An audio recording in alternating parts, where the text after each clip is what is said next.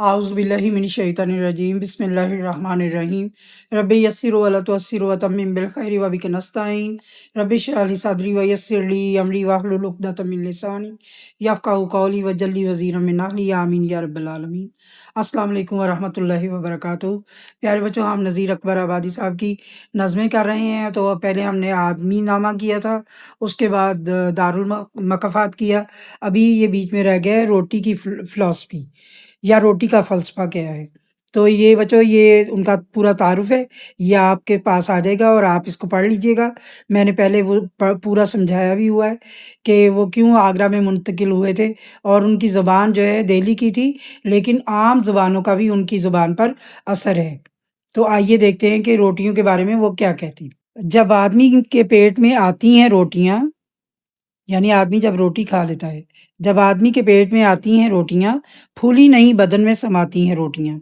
تبھی کہا جاتا ہے نا تھوڑی کھائیں، بھوک رکھ کے کھائیں۔ تو جب پیٹ بھر کے آپ کھا لیں گے تو اس نے تو پھولنا ہوتا ہے، تو پھول کے وہ کیا کرتی ہیں، جب انسان کو خمار چڑھ جاتا ہے کھانے کا، وہ کہتا ہے کہ میں تھوڑی دیر تو آرام کروں گا، ٹھیک ہے۔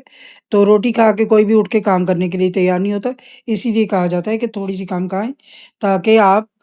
اگلے کام کے لیے بھی تھوڑا سا رکھ لیں اپنے اندر طاقت۔ آنکھیں پری رخوں سے لڑاتی ہیں روٹیاں۔ جب انرجی آ جاتی ہے تو الٹے سیدھے کام سوچتے ہیں، پری رخوں سے، خوبصورت لوگوں سے، خوبصورت چہرے والوں سے۔ رخ چہرے کو کہتے ہیں، رخ بیٹے چہرے کو کہتے ہیں، رخ کے معنی ہے چہرہ، پری رخ پری کے جیسے چہرے والوں سے، یعنی خوبصورت لوگوں سے۔ آنکھیں پری رخوں سے لڑاتی ہیں روٹیاں، یعنی جب آپ انسان کا پیٹ بھرا ہوتا ہے تو وہ اس کو آپ کو پتہ ہی ہے روٹی کے بعد کیا ہوا تھا، وہ اناج کے بارے میں ہی ہے نا، کہ جب انسان نے وہ دانہ کھا لیا تو اس کا ڈائجسٹو سسٹم جو ہے وہ فعال ہو گیا، کام کرنے لگ پڑا، تو اللہ تعالیٰ نے فوراً کہا کہ نیچے اترو، کیونکہ اس کے ساتھ ہی تمام آلائشیں ہمارے اندر، جب تک ہم نے روٹی نہیں کھائی ہوتی ہمیں بھوک لگی ہوتی، ہم اپنے آپ کو کتنا پاکیزہ سمجھ رہے ہوتے ہیں۔ جیسے ہم روزہ رکھتے ہیں تو روزہ رکھنے کے بعد ہم کہتے ہیں کہ ہمارے اندر تو طاقت ہی بالکل نہیں رہی، یا تو ہم پیٹ کو اس طرح سے روٹی سے، پانی سے، جس طرح بھی بھر لیتے ہیں۔ تو جب روٹی کھا لی تو پھر آپ اس کے بعد جو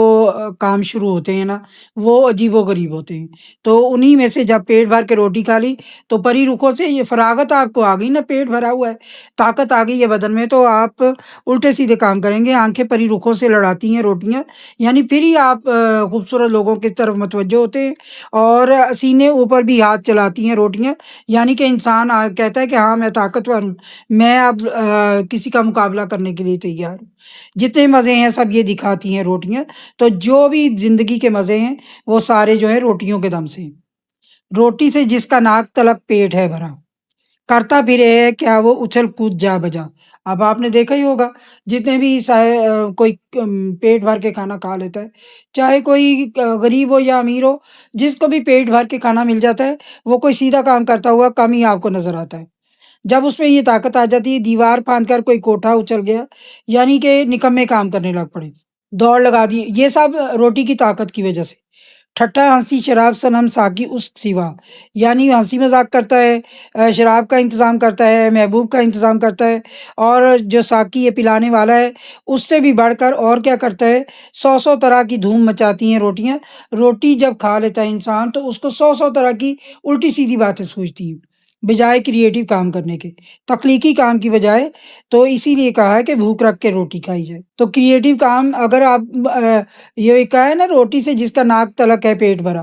تو یہی جب اگر اتنا زیادہ اوور ایٹنگ کر لیں گے تو پھر آپ الٹے سیدھے کام کریں گے۔ جس جا پہ ہانڈی چولہا توا اور تنور ہے، جس جگہ، جا کے معنی ہے بچوں جگہ، جس جا پہ ہانڈی چولہا توا اور تنور ہے، خالق کی قدرتوں کا اسی جا ظہور ہے۔ ظاہر ہونا، ظہور ہونا، ظاہر ہونا، ظاہر ہونا، یعنی اللہ کی قدرت وہی نظر آ رہی ہے جہاں ہانڈی سے خوشبو آ رہی ہے، چولہا جل رہا ہے، توا پڑا ہوا ہے، تنور میں آگ لگی ہوئی ہے اور روٹیاں بننے کے لیے تیار ہیں۔ چولہے کے آگے آنچ جو جلتی حضور ہے، چولہے کے اندر جو چولہے کے اندر آگ جو جل رہی ہے، کہتے ہیں کہ سرکار جتنے ہیں نور سب میں یہی خاص نور ہے، یعنی وہ والا جو روشنی ہے وہ سب سے قیمتی روشنی وہ ہے جو چولہے کے اندر جل رہی ہے آگ۔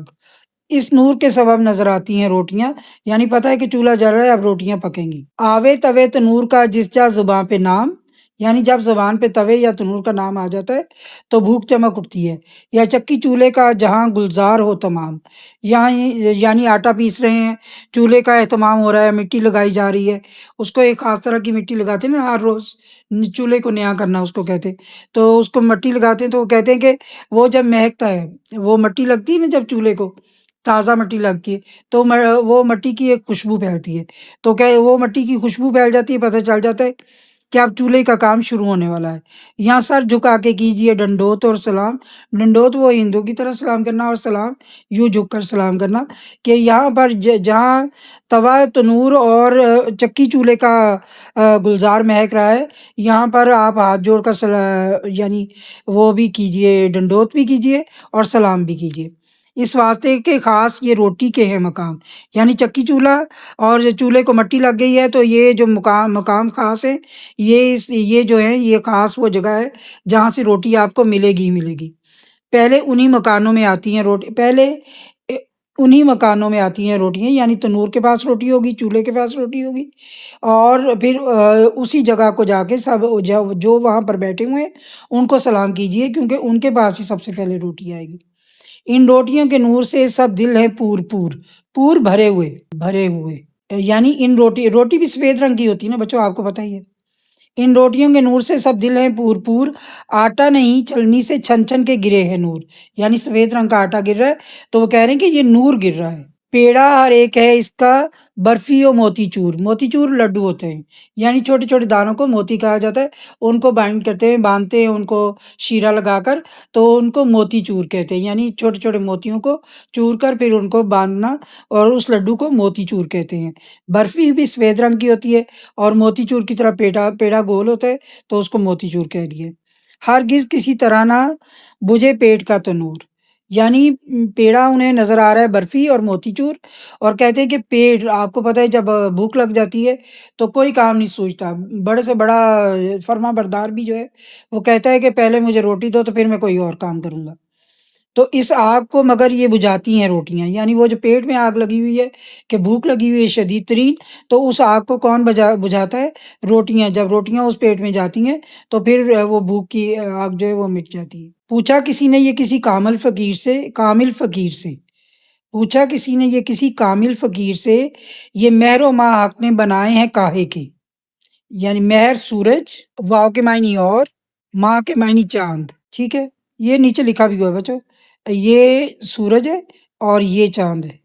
پوچھا کسی نے یہ کسی کامل فقیر سے، یہ مہر و ماہ حق نے بنائے ہیں کاہے کے، وہ سن کے بولا بابا خدا تجھ کو خیر دے، ہم تو نہ چاند سمجھے نہ سورج ہیں جانتے، بابا ہمیں تو یہ نظر آتی ہیں روٹیاں، کیونکہ وہ گول ہوتی ہیں نا، تو گول روٹی کی طرح نظر آ رہی ہیں۔ بچوں یہ ہم نے ایک پیج کیا ہے، اس طرح پیج صفحے کے حساب سے کرتے ہیں، کیونکہ وہ آدمی نامہ میں تھوڑی سی ہو گیا تھا آگے پیچھے، تو اب ہم اس کو ایک ایک صفحے کے ساتھ کرتے ہیں، تو ابھی ہم دوسرا صفحہ دوبارہ شروع کرتے ہیں، انشاءاللہ پھر ملتے ہیں، اللہ حافظ۔